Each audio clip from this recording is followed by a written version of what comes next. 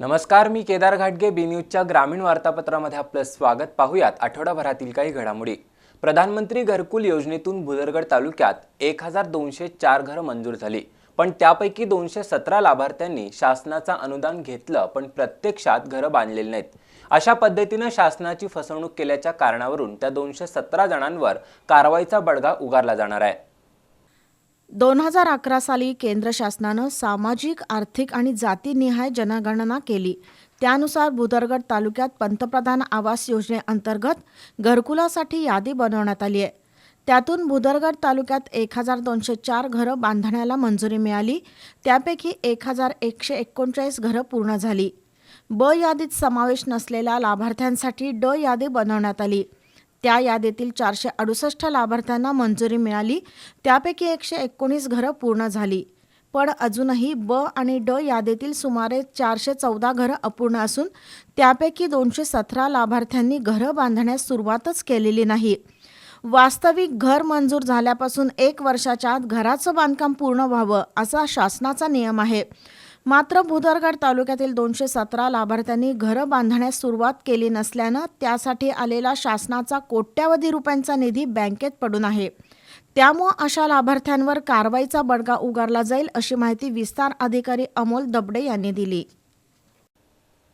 पन्हाळा तालुक्यातील जाखले विद्या मंदिरमध्ये बालसंस्कार शिबिर आयोजित करण्यात आलं होतं. पाद्यपूजा आणि वडीलधाऱ्यांप्रती आदरभाव राखण्यासाठी या शिबिरात मार्गदर्शन करण्यात आलं. सुमारे 140 विद्यार्थ्यांनी आपल्या आई वडिलांचे पाद्यपूजन करून संस्कारशीलतेचं दर्शन घडवलं. शालेय वयात विद्यार्थ्यांमध्ये वडीलधाऱ्यांप्रती आदरभाव निर्माण करण्यासाठी विविध उपक्रम घेतले जात आहेत. त्याचाच एक भाग म्हणून पन्हाळा तालुक्यातील जाखले विद्या मंदिरमध्ये बालसंस्कार शिबिर आयोजित करण्यात आलं होतं. 1ली ते 4थीच्या वर्गातील सुमारे 140 विद्यार्थी शिबिर प्रसंगी उपस्थित होते. मुख्याध्यापक आणि शिक्षकांनी विद्यार्थ्यांना मार्गदर्शन केलं. उपस्थित विद्यार्थ्यांनी आपापल्या आईवडिलांचं पाद्यपूजन केलं. या सोहळ्यामुळं एक भावनिक वातावरण निर्माण झालं होतं. राधानगरी तहसील कार्यालयातील नायब तहसीलदारांची 3 पदं गेल्या 2 वर्षांपासून रिक्त होती. त्यामुळे इतर अधिकाऱ्यांवर कामाचा ताण होता, तर नागरिकांची कामं रखडत होती. रिक्त पदं भरण्यासाठी बी न्यूजनं वृत्त प्रसारित करून पाठपुरावा सुरू केला होता. त्या पाठपुराव्याला अखेर यश आलं असून तहसीलदार कार्यालयातील नायब तहसीलदारांची 2 पदं भरली आहेत. राधानगरी तहसीलदार कार्यालयातील नायब तहसीलदारांची 3 पदं गेल्या 2 वर्षापासून रिक्त होती. परिणामी महसुली कामं प्रलंबित राहत होती. नागरिकांना होणारा त्रास आणि प्रलंबित कामांबाबत बी न्यूजनं वृत्त प्रसारित करून आवाज उठवला होता. बी न्यूजच्या पाठपुराव्याला अखेर यश आलं. रिक्त पदांपैकी 2 पदं भरण्यात आली आहेत. त्यापैकी सुबोध वांगणकर यांनी नायब तहसीलदार म्हणून पदभार स्वीकारलाय. अतुल काकडे, प्रदीप गुडाळे, भारत माळी, अंकुश रानमाळे, रणजित ठोकरे, सुनील माने, प्रीतम हिंगमिरे, सचिन पाटील यांनी वांगणकर यांचं स्वागत केलं. राधानगरी तालुक्यातील पनोरी इथल्या रेशन धान्य दुकानात सावळा गोंधळ सुरू आहे.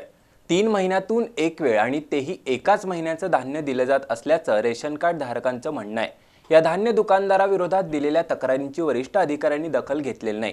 याच्या निषेधार्थ पनोरीतील रेशन कार्ड धारकांनी राधानगरी तहसील कार्यालयावर आमरण उपोषण केलं. राधानगरी तालुक्यातील पनोरीमधील नागरिकांना वेळेवर रेशनचं धान्य मिळत नव्हतं. 3 महिन्याच्या धान्याच्या पावतीवर कार्डधारकांची सही करून घेतली जाते आणि 1 महिन्याचं धान्य दिलं जातंय.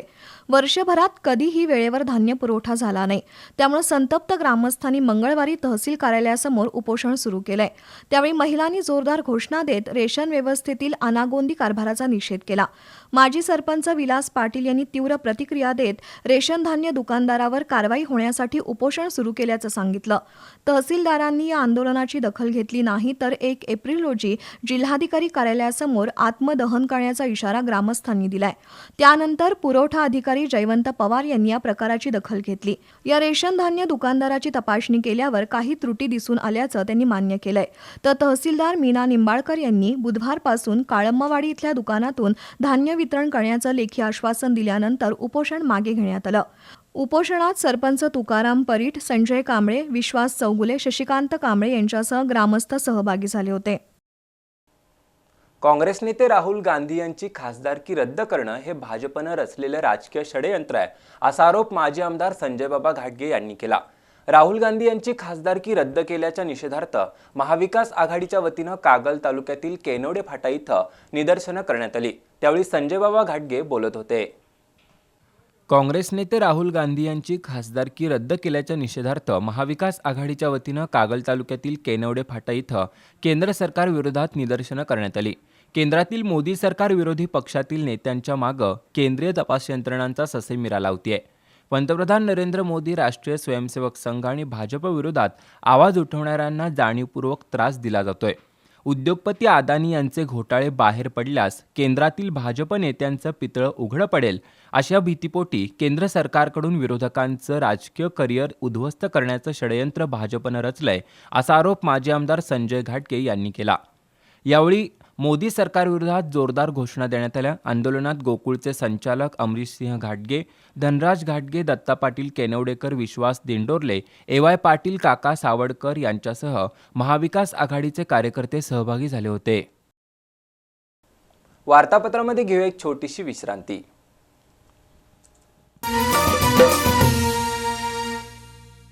या गुढीपाडव्याला निश्चय करू, आयुष्यभराची गुंतवणूक करू। कोल्हापुरातील Varad Vinayak infra private limited तुमच्यासाठी घेऊन येत आहे वरद विनायक पार्क हा भव्य प्रकल्प। तब्बल 12 एकर परिसरात हा प्रकल्प विस्तारला असून महानगरपालिकेच्या अगदी हद्दीलगत आहे। या प्रकल्पात 800 स्क्वेअर फुटापासून ते 6000 स्क्वेअर फुटापर्यंत प्लॉट्स उपलब्ध आहेत। या प्रकल्पातून जाणारा आणि प्राधिकरणातून मंजूर झालेला प्रशस्त 100 फुटी रस्ता हा भविष्यात कोकण आणि कर्नाटक यांना जोडणारा सर्वात जवळचा मार्ग असणार आहे। तसेच कोल्हापूर, गारगोटी, राधानगरी आणि गगनबावडा यांना जोडणारा बायपास रिंग रोड असणार आहे। तसेच 70 ते 80% पर्यंत कर्जाची सोय व आकर्षक व्याजदर। आता विचार कसला करताय? आजच बुकिंग करा, कारण मोजकेच प्लॉट शिल्लक आहेत। चला या गुढीपाडव्याच्या शुभ मुहूर्तावर गुंतवणूक करून आपले भविष्य उज्ज्वल करूया। संपर्क 93 591 11 434 व 88 307 22 005।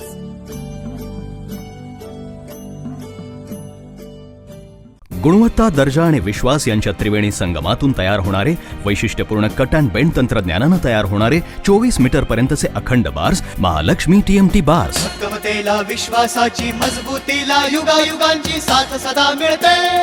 महालक्ष्मी TMT बार्स, नाते अविरत जुळते।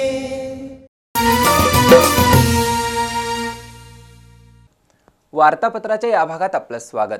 अल्पवयीन मुलीचा विनयभंग केल्याच्या कारणावरून हातकणंगले तालुक्यातील शिरोली इथल्या संतोष पाटीलला जिल्हा सत्र न्यायालयानं 2 वर्षाची शिक्षा ठोठावली आहे। 19 नोव्हेंबर 2020 रोजी या प्रकरणी गुन्हा दाखल झाला होता। हातकणंगले तालुक्यातील पुलाची शिरोली इथं संतोष पाटील कुटुंबियांसोबत राहत होता। त्याने एका अल्पवयीन मुलीचा विनयभंग करून तिला त्रास दिला होता। त्यानंतर संबंधित अल्पवयीन मुलीच्या आईनं शिरोली MIDC पोलिसात संतोष पाटीलच्या विरोधात तक्रार दिली होती। या खटल्याची सुनावणी जिल्हा आणि सत्र न्यायाधीश PF सय्यद यांच्यासमोर झाली। अतिरिक्त सरकारी वकील राजेश चव्हाण यांनी 4 साक्षीदार तपासले। त्यांनी केलेला युक्तिवाद तसंच न्यायालयासमोर मांडलेले वरिष्ठ न्यायालयातील न्यायनिवाडे आणि प्रत्यक्षदर्शी पुरावा ग्राह्य मानून न्यायालयानं आरोपी संतोष पाटीलला 2 वर्ष कारावासाची शिक्षा सुनावली। सदर बाजार कोऑपरेटिव्ह हाऊसिंग सोसायटीच्या निवडणुकीत सत्ताधारी पॅनलला पराभवाचा धक्का बसलाय। भारत घोंगडे, दगडू कांबळे, प्रभाकर घाटगे यांच्या नेतृत्वाखालील विरोधी आघाडीनं संचालक मंडळाच्या सर्व जागांवर एकतर्फी विजय मिळवला।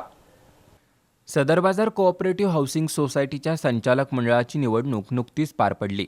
या निवडणुकीत सर्वच म्हणजे 174 सभासदांनी मतदान केलं। निवडणूक निर्णय अधिकाऱ्यांनी मतदानानंतर मतमोजणी केली। या निवडणुकीत सत्ताधारी पॅनलला पराभवाचा धक्का बसला। भारत घोंगडे, दगडू कांबळे, प्रभाकर घाटगे, संभाजी ढोबळे, क्षमा हकीम, मालती वाघमारे यांनी दणदणीत विजय मिळवला। तर लक्ष्मीबाई हेगडे, मधुसूदन बनसोडे, परसराम पवार आणि चंपा माने यांची बिनविरोध निवड झाली आहे। निवडीनंतर विजय पॅनेलच्या समर्थकांनी गुलालाची उधळण करत जल्लोष केला। भुदरगड तालुक्यातील प्राथमिक आरोग्य केंद्रात अनेक पदं रिक्त आहेत, त्यामुळे आरोग्य सेवेचा बोजवार उडालाय। तालुक्यात 5 प्राथमिक आरोग्य केंद्रात पण वैद्यकीय अधिकारी आणि आरोग्य कर्मचाऱ्यांची संख्या पुरेशी नसल्यामुळे ग्रामीण भागातील रुग्णांची गैरसोय होते। भुदरगड तालुक्यात कडगाव, पाटगाव, मडिलगे बुद्रुक, पिंपळगाव, मिंचे अशी 5 प्राथमिक आरोग्य केंद्र आहेत। मात्र या 5 प्राथमिक आरोग्य केंद्रामध्ये मनुष्यबळ कमी आहे। वैद्यकीय अधिकाऱ्यांची 4 पदं, आरोग्य सेविकांच्या 19 जागा, औषध निर्माता आणि सहाय्यक आरोग्य सेविकांच्या 4 जागा रिक्त असल्यामुळं रुग्णांना तत्पर आणि चांगली आरोग्य सेवा मिळत नाही. भुदरगड तालुक्याच्या दुर्गम भागातील पाटगाव इथल्या प्राथमिक आरोग्य केंद्रांतर्गत धुऱ्याची वाडी, तांबाळे, म्हासरंग, वेसर्डे, तांब्याची वाडी अशी 5 उपकेंद्र येतात. प्रत्येक उपकेंद्रांतर्गत सुमारे 10 ते 15 गावं आणि 25 ते 30 वाड्या वस्त्या येतात. पण इथंही अनेक जागा रिक्त असल्यानं महिला रुग्णांची हेळसांड होते. प्राथमिक आरोग्य केंद्रात आरोग्य सेविका नसल्यानं स्त्रिया आणि मुलांच्या आरोग्याच्या योजना अंमलात आणताना अडचण येतात. शिवाय शालेय मुलांची वैद्यकीय तपासणी आणि उपचार करतानाही मर्यादा येतात. वास्तविक ग्रामीण भागातील गोरगरीब नागरिकांना प्राथमिक आरोग्य केंद्राचा मोठा आधार असतो. पण मनुष्यबळाअभावी भुदरगड तालुक्यातील आरोग्य सेवा कोलमडली आहे. वेळेवर उपचार झाले नसल्यानं रुग्ण दगावल्याच्या घटनाही घडल्या आहेत. त्यामुळे आरोग्य विभागानं लक्ष घालून रिक्त असलेल्या जागा तात्काळ भराव्यात अशी मागणी भुदरगड तालुक्यातील सर्वसामान्य नागरिकांमधून होतीये. शाहूवाडी तालुक्यातील आरोग्य विभागातील कर्मचाऱ्यांचा पगार 2 महिने थकीत आहे. त्यामुळे आरोग्य कर्मचाऱ्यांना आर्थिक अडचणींचा सामना करावा लागतोय. शाहूवाडी तालुक्यात आरोग्य विभागात कार्यरत असणारे वैद्यकीय अधिकारी, आरोग्य सेविका, आरोग्य सेवक, वॉर्ड बॉय, शिपाई अशा कर्मचाऱ्यांचा पगार 2 महिने थकीत आहे. त्यामुळे काही कर्मचारी अडचणीत आलेत. मुलांच्या शिक्षणाची फी आणि कर्जाचे हप्ते भरण्यासाठी पैसे कुठून आणायचे असा प्रश्न तालुक्यातील आरोग्य कर्मचाऱ्यांसमोर उभा राहिला आहे. जिल्हा परिषद प्रशासनानं तातडीनं आरोग्य कर्मचाऱ्यांचा पगार त्यांच्या बँक खात्यावर जमा करावा अशी मागणी होत आहे. आणखीन काही बातम्यांसह भेटूया वार्तापत्राच्या अखेरच्या भागात.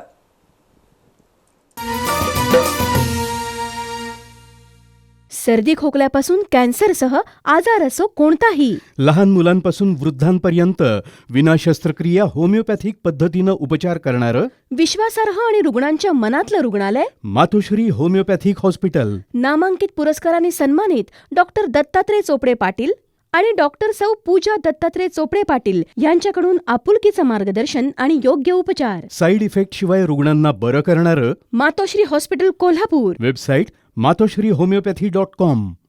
गुणवत्ता, दर्जा आणि विश्वास यांच्या त्रिवेणी संगमातून तयार होणारे वैशिष्ट्यपूर्ण कट अँड बेंड तंत्रज्ञानानं तयार होणारे 24 मीटर पर्यंतचे अखंड बार्स महालक्ष्मी TMT बार्स. भक्कमतेला विश्वासाची मजबूतीला युगायुगांची साथ सदा मिळते. महालक्ष्मी TMT बार्स, नाते अविरत जुळते.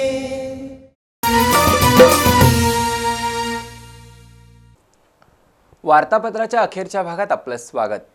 इचलकरंजी जवळच्या जांभळी इथं झालेल्या बैलगाडी शर्यतीत दानोळीच्या बंडा खिलारे यांच्या बैलगाडीनं सर्वसाधारण गटात प्रथम क्रमांक पटकावला, तर ब गटात सांगलीच्या नामदेव माने यांच्या बैलगाडीनं विजेतेपद मिळवलं. बैलगाडी शर्यत पाहण्यासाठी गर्दी झाली होती. आमदार प्रकाश आवाडे यांच्या 70व्या वाढदिवसाचं औचित्य साधून राहुल आवाडे युवासेना आणि ताराराणी पक्ष यांच्या वतीनं जांभळीमध्ये बैलगाडी शर्यतीचं आयोजन करण्यात आलं होतं. या शर्यतीमध्ये जनरल गटात 8 तर ब गटात 9 बैलगाड्या सहभागी झाल्या होत्या. आवाडे जनता बँकेचे अध्यक्ष स्वप्नील आवाडे, राहुल आवाडे, रवी आवाडे, शेखर शहा, नाना पाटील यांच्या उपस्थितीत बैलगाडी शर्यतीचा शुभारंभ झाला.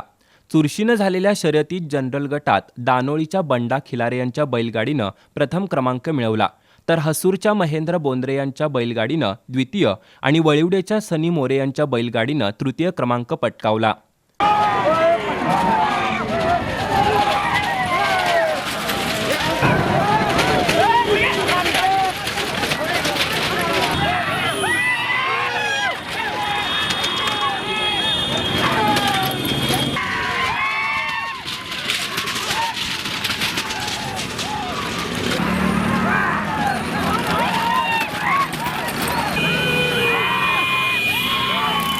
ब गटातील शर्यतीत सांगलीच्या नामदेव माने, बादच्या दिनेश गडदे आणि सिद्धेवाडीच्या दादासो खोत यांच्या बैलगाडीनं अनुक्रमे प्रथम, द्वितीय आणि तृतीय क्रमांक पटकावला. मान्यवरांच्या हस्ते स्पर्धेचं बक्षीस वितरण झालं.